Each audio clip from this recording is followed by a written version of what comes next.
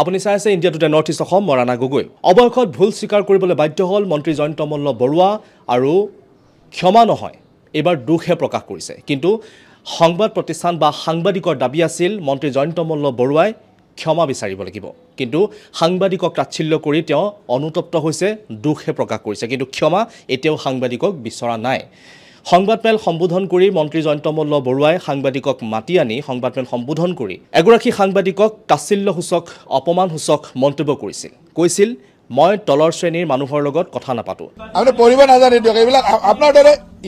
ইমান তলৰ শ্ৰেণীৰ মানুহৰ লগত কথা নাপাতো আপোনালোকৰ মালিকে কেতিয়াবা সুধিব মই উত্তৰ দিম এগৰাকী সাংবাদিকে তেওঁৰ দায়িত্ব পালন কৰিছিল মন্ত্ৰীক প্ৰশ্ন কৰিছিল যেহেতু গীৰগাই কেলেংকাৰীয়ে কপাইছে ৰাজ্য আৰু গৰুখুটি এই কেলেংকাৰীক লৈ গীৰগাই সন্দৰ্ভত লৈ সাংবাদিকে প্ৰশ্ন কৰিছিল মন্ত্ৰী জয়ন্ত মল্ল বৰুৱা কাৰণ সাংবাদিকগৰাকী অৰ্থাৎ মন্ত্ৰী জয়ন্ত মল্ল বৰুৱা বা তেওঁৰ পত্নী ৰাজ সাহাৰ্য পুৱাক লৈ যেহেতু এক অভিযোগ উত্থাপন হৈছিল আৰু এই অভিযোগক লৈ সাংবাদিকগৰাকীয়ে প্ৰশ্ন কৰিছিল জানিব বিচাৰিছিল তথ্য জানিব বিচাৰিছিল কিন্তু দেখা পোৱা গৈছিল সাংবাদিকগৰাকীক তাচ্ছিল্যসূচক অপমানসূচক মন্তব্য কৰা তেওঁ কৈছিল মই তলৰ শ্ৰেণীৰ মানুহৰ লগত কথা নাপাতো আৰু তাৰ পাছতেই তীব্ৰ ভাষাৰে সমালোচনাৰ সন্মুখীন হ'ব লগা হৈছিল মন্ত্ৰী জয়ন্ত মল্ল বৰুৱা প্ৰতিবাদ মুখৰ হৈ পৰিছিল বিভিন্ন ঠাইত মন্ত্ৰী জয়ন্ত মল্ল বৰুৱাৰ বিৰুদ্ধে সাংবাদিকসকলে প্ৰতিবাদ কৰিছিল গুৱাহাটী প্ৰেছ ক্লাবতো প্ৰতিবাদ সাব্যস্ত কৰা পৰিলক্ষিত হৈছিল কেইবাগৰাকীও সাংবাদিক তাত গৈ সংযুক্ত হোৱা দেখিবলৈ পোৱা গৈছিল মন্ত্ৰী জয়ন্ত মল্ল বৰুৱাৰ বিৰুদ্ধে সামাজিক মাধ্যমতো দেখিবলৈ পোৱা গৈছিল বহু সাংবাদিকে হওক বা সাধাৰণ জনতাই হওক তেখেতক সমালোচনা কৰা ককৰ্থনা কৰা দেখিবলৈ পোৱা গৈছিল কিন্তু দেখা পোৱা গৈছিল যে সাংবাদিকক অপমান কৰাৰ পাছতে ক্ষমা খুজিব লাগিছিল কিন্তু ক্ষমা বিচৰা নাই এতিয়াও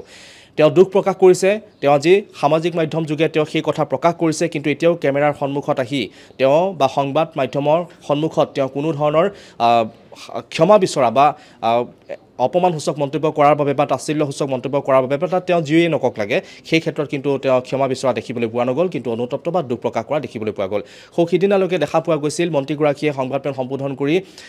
বিভিন্ন ভাষাৰে বা তেওঁক দেখা পোৱা গৈছিল বিভিন্ন ধৰণৰ আচৰণ কৰা দেখিবলৈ পোৱা গৈছিল কিন্তু এতিয়া তেওঁ নিমাত হৈ থকা দেখিবলৈ পোৱা গৈছে তেওঁ অনুতপ্ত কৰিছে দুখ প্ৰকাশ কৰিছে খুব এটা আদৰণীয় কথা কিন্তু তেওঁ ক্ষমা বিচাৰিব লাগিছিল কিন্তু ক্ষমা এতিয়ালৈকে বিচৰা নাই তাক লৈ এতিয়া কেনেধৰণৰ কি মন্তব্য আহে বা প্ৰতিক্ৰিয়া প্ৰকাশ হয় সেয়া কিন্তু এক লক্ষণীয় হৈ পৰিব আজিৰ পুৱাৰ ভাগত তেওঁ কি দিছিল মই সেই পোষ্টটো আপোনালোকক দেখুৱাব বিচাৰিম মোৰ সহযোগী দীপে দেখুৱাব মই যদি জয়ন্ত মল্ল বৰুৱাৰ পেজটো যদি এবাৰ খুলি লওঁ তেতিয়াহ'লে তাত তেওঁ উল্লেখ কৰিছে স্পষ্টকৈ উল্লেখ কৰিছে ইয়াত তেওঁ উল্লেখ কৰিছে যে সংবাদ জগতৰ সৈতে আমাৰ পৰিয়ালৰ বহু পুৰণি সম্পৰ্ক আছে বুলি তেওঁ উল্লেখ কৰিছে তাৰোপৰি তেওঁ কৈছে যে মোৰ দেউতাই 22 বছৰ দৈনিক অসমৰ দৰে এখন প্ৰতিষ্ঠিত কাকতত স্থানীয় সংবাদদাতা হিচাপে কাম কৰিছিল আৰু সেই সাংবাদিকৰ প্ৰতি মোৰ গভীৰ শ্ৰদ্ধা সৰুৰে পৰাই গঢ় লৈ উঠিছিল আৰু এই শ্ৰদ্ধা মোৰ অন্তৰত আছে আৰু সদায় থাকিব বুলি উল্লেখ কৰিছে তেওঁ উল্লেখ কৰিছে যে ইচ্ছাকৃতভাৱে মই কোনো সাংবাদিকক অপমান কৰা নাই তথাপিতো মোৰ কথাত যদি কাৰোবাৰ মনত আঘাত লাগিছে তাৰ বাবে মই সঁচাকৈ দুখিত অৰ্থাৎ দুখ প্ৰকাশ কৰা পৰিলক্ষিত হৈছে ইয়াত যদি চোৱা যায় তেওঁ এডৰা লিখিছে এই লেখনিটোত বা তেওঁ যি উল্লেখ কৰিছে সেই উল্লেখ কৰাৰ মাজত কিন্তু কোনো ধৰণৰ তাত ক্ষমা বিচৰা শব্দটো ইয়াত পোৱা নগ'ল ইয়াত কেৱল মাত্ৰ অনুতপ্ত হোৱা বা দুখ প্ৰকাশ কৰা এনেধৰণৰ শব্দহে দেখিবলৈ পোৱা গৈছিল বা দুখিত হোৱাহে দেখিবলৈ পোৱা গৈছিল কিন্তু এতিয়াও তেওঁ ক্ষমা বিচৰা নাই সাংবাদিকক মাতি আনি সম্বোধন কৰি তেওঁ যেতিয়া অপমানসূচক মন্তব্য কৰিছিল বা সেই দিনটোত দেখা পোৱা গৈছিল যে তেওঁ সাংবাদিকে প্ৰশ্ন কৰিছিল আৰু সাংবাদিকৰ প্ৰশ্নৰ উত্তৰ দিব নোৱাৰি তেওঁ অস্বস্তিত পৰা দেখিবলৈ পোৱা গৈছিল আৰু তাৰোপৰি দেখিবলৈ পোৱা গৈছিল অস্বস্তিত পৰিছিল আৰু কেতিয়া সংবাদমেলখন শেষ হ'ব কেতিয়া তেওঁৰ সেই স্থান ত্যাগ কৰিব তেনেধৰণৰ আচৰণ দেখিবলৈ পোৱা গৈছিল আৰু মুখ্যমন্ত্ৰীগৰাকীয়েও এই ক্ষেত্ৰত যথেষ্ট তৎপৰ হৈ পৰিছিল মন্ত্ৰী জয়ন্ত মল্ল বৰুৱাৰ সিদিনাখনৰ যি আচৰণ সাংবাদিকক যি তাচ্ছিল্যসূচক মন্তব্য কৰা দেখা পোৱা গৈছিল তাৰ পাছতে যেন বিজেপিত ক'ৰবাত যেন আউল লাগিছিল আৰু প্ৰথমে আপোনালোকক দেখুৱাব বিচাৰিম সিদিনাখন সংবাদমেলত কেনেধৰণৰ আচৰণ কৰিছিল সেই ছবিখন আমি আপোনালোকক দেখুৱাব বিচাৰিম আৰু তাৰ পাছতে বাকী কথাখিনি ক'ম প্ৰথমে আপোনালোকক দেখুৱাব বিচাৰিম সেই ছবিখিনি আপুনি ফাৰ্মখন সম্প্ৰসাৰণৰ কথা কোৱা হৈছে নলবাৰী আপুনি যিখন স্থান উল্লেখ কৰিছে নলবাৰী এড্ৰেছ মানুহৰ তাতে আপুনিও পঢ়িব নাজানে তাতে হ'ল মোৰ পত্নী তাকে নলবাৰীৰ ঘৰৰ এড্ৰেছ দিয়া আছে আপুনি পঢ়িব নাজানে আপুনি পঢ়িব নাজানে দিয়ক এইবিলাক আপোনাৰ দৰে ইমান তলৰ শ্ৰেণীৰ মানুহৰ লগত কথা নাপাতো আপোনালোকৰ মালিকে কেতিয়াবা সুধিব মই উত্তৰ দিম মালিকক যিকেইটা প্ৰশ্ন সুধিছো সেইকেইটা উত্তৰ দিলে ধন্যবাদ সকলোকে ধন্যবাদ আৰু এয়া আছিল সিদিনাখনৰ সংবাদমেলত কৰা তেওঁৰ আচৰণ আৰু ইয়াৰ পাছতে সমালোচনাৰ সন্মুখীন হৈছিল সামাজিক মাধ্যমতেই হওক বা সংবাদ প্ৰতিষ্ঠানসমূহতে হওক সকলোতে তেওঁ সমালোচনাৰ সন্মুখীন হ'ব লগা হৈছিল আৰু এই ক্ষেত্ৰত দেখা পোৱা গৈছিল মুখ্যমন্ত্ৰীগৰাকীয়ে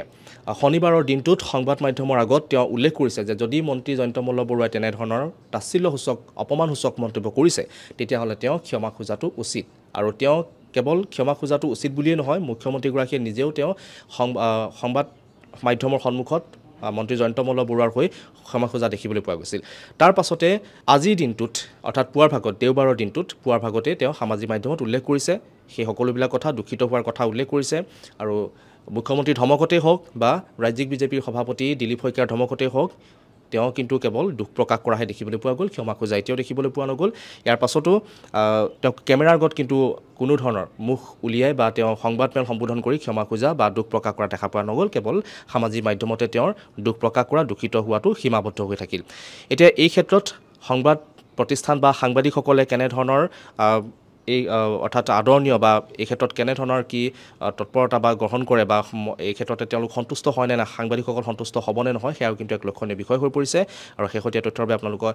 আপোনালোকক জনাই যাম এই ক্ষেত্ৰত কি হয় আৰু এই ঘটনাটোক লৈ মন্ত্ৰী জয়ন্ত মল্ল বৰুৱাৰ আচৰণ বা দুখ প্ৰকাশ কৰা বা দুখিত হোৱা এই ক্ষেত্ৰত আপোনালোকে কি ক'ব বিচাৰিব তেওঁ ক্ষমা খোজাটো উচিত হয় নে নহয় সেই সন্দৰ্ভত আপোনালোকে কি ক'ব বিচাৰিব আমাৰ কমেণ্ট ছেকশ্যনত জনাবলৈ নাপাহৰিব আৰু শেহতীয়া তথ্যৰ বাবে চাই থাকিব India today north east Assam